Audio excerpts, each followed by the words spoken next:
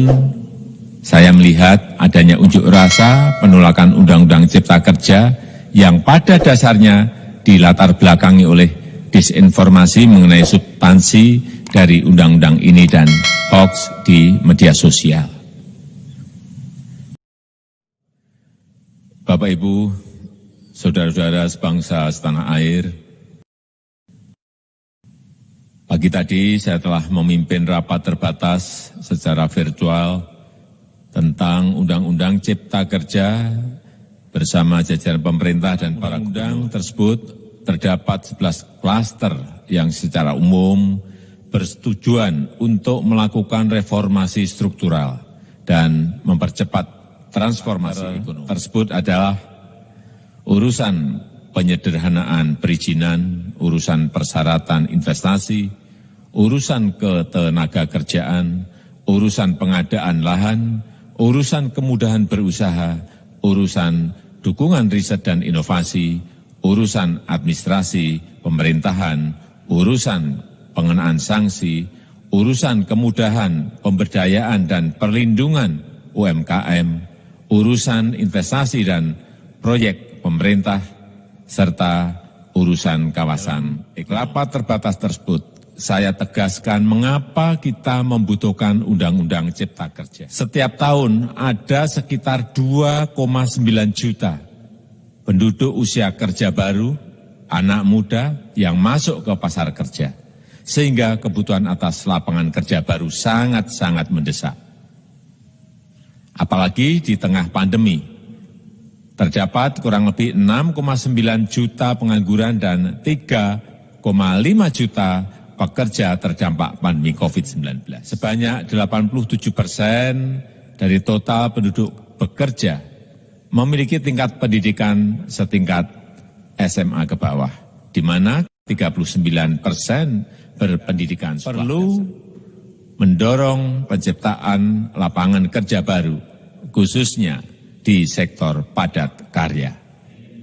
Undang-Undang Cipta Kerja bertujuan untuk menyediakan lapangan kerja sebanyak-banyaknya bagi para pencari kerja serta para pengangguran. 2. Dengan Undang-Undang Cipta Kerja akan memudahkan masyarakat, khususnya usaha mikro kecil, untuk membuka tumpang tindih dan prosedur yang rumit dipangkas. Usaha untuk usaha mikro kecil, UMK, tidak diperlukan lagi, hanya pendaftaran saja. Sangat simpel. Pembentukan PT atau perseroan terbatas juga dipermudah. Tidak ada lagi pembatasan modal minimum. Pembentukan koperasi juga dipermudah. Jumlahnya hanya 9 orang saja. Koperasi sudah bisa dibentuk. Kita harapkan akan semakin banyak koperasi-koperasi di tanah air. UMK, usaha mikro kecil yang bergerak di sektor makanan dan minuman. Sertifikasi halalnya dibiayai pemerintah. Artinya, izin kapal nelayan penangkap ikan misalnya, hanya ke unit kerja Kementerian KKP saja. Kalau sebelumnya harus mengajukan ke Kementerian KKP, Kementerian Perhubungan, dan instansi-instansi yang lain.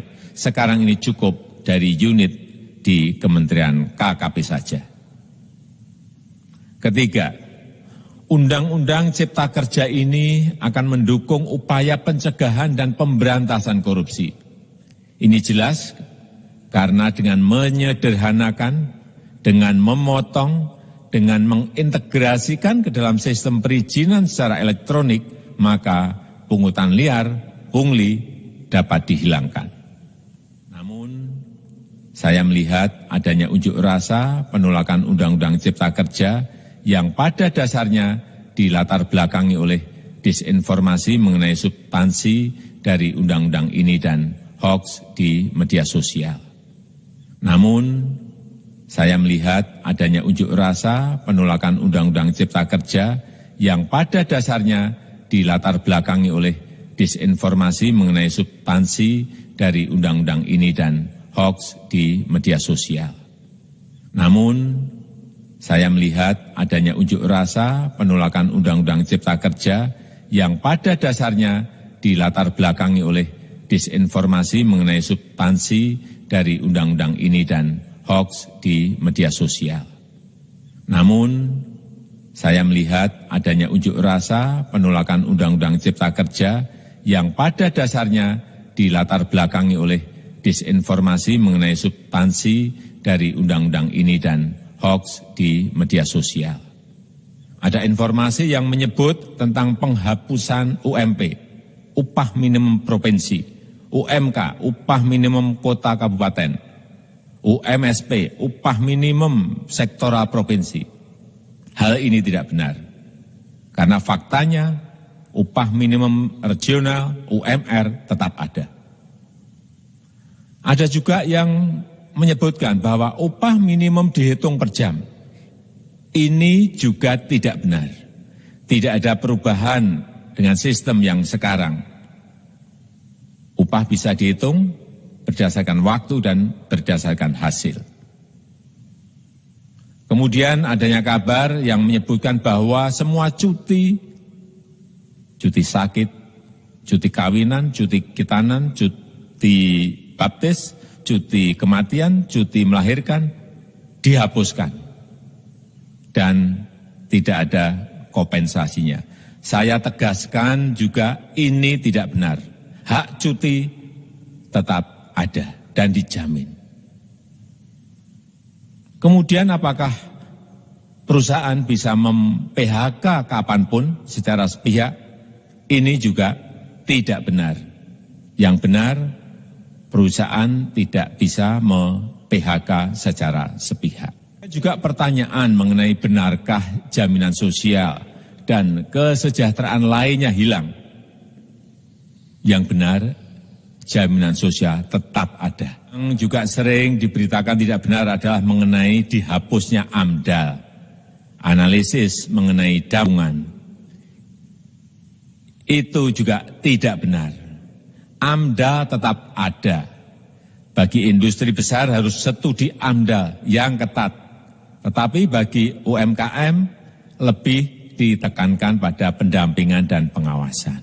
Juga berita mengenai Undang-Undang Cipta Kerja ini mendorong komersialisasi pendidikan. Ini juga tidak benar. Karena yang diatur hanyalah pendidikan formal di kawasan ekonomi khusus, di KEK. Sedangkan perizinan pendidikan tidak diatur di dalam Undang-Undang Cipta Kerja ini.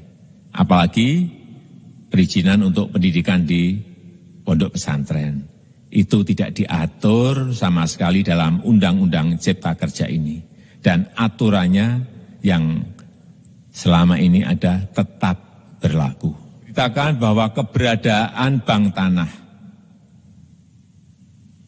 tanah ini diperlukan untuk menjamin kepentingan umum, kepentingan sosial, kepentingan pembangunan nasional, pemerataan ekonomi dan konsolidasi lahan serta reforma agraria. Ini sangat penting untuk menjamin akses masyarakat terhadap kepemilikan tanah, kepemilikan lahan.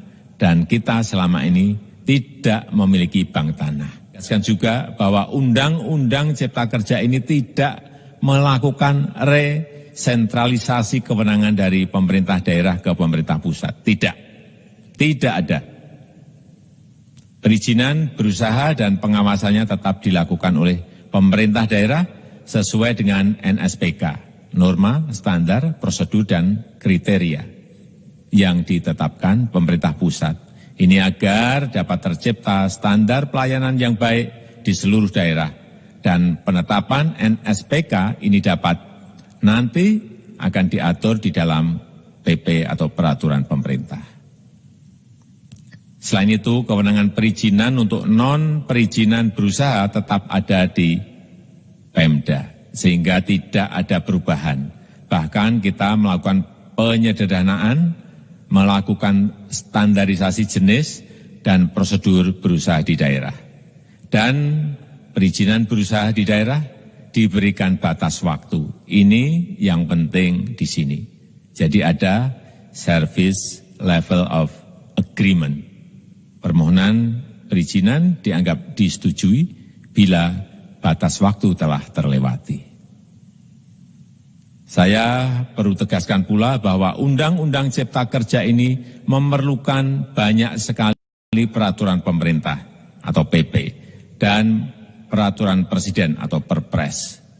Jadi setelah ini akan muncul PP dan Perpres yang akan kita selesaikan paling lambat 3 bulan setelah diundangkan.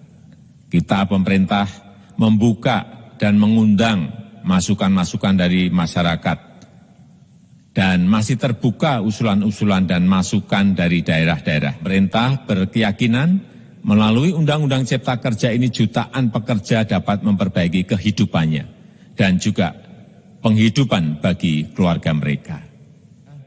Jika masih ada ketidakpuasan terhadap Undang-Undang Cipta Kerja ini, silahkan mengajukan uji materi atau judicial review melalui MK, Mahkamah Konstitusi. Sistem ketatanegaraan kita memang mengatakan seperti itu. Jadi, kalau masih ada yang tidak puas dan menolak, silahkan diajukan uji materi ke MK. Saya rasa itu yang bisa saya sampaikan pada kesempatan yang baik ini. Terima kasih. Wassalamualaikum warahmatullahi wabarakatuh.